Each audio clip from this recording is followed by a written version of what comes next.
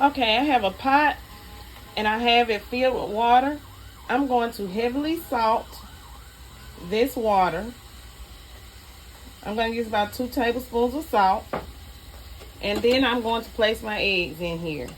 I am going to cook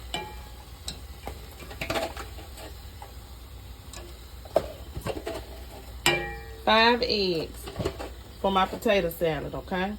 So here I have 5 eggs that I placed in here. I'm going to wait until this comes to a boil, okay? To get it to come to a boil, I'm going to turn my stove on high, as you see that I have there, okay? And I'm going to wait for it to start boiling. So once your eggs come to a boil, like you see here, you are going to take them off of the eye that they are on and place a lid on them and allow them to sit for 10 minutes.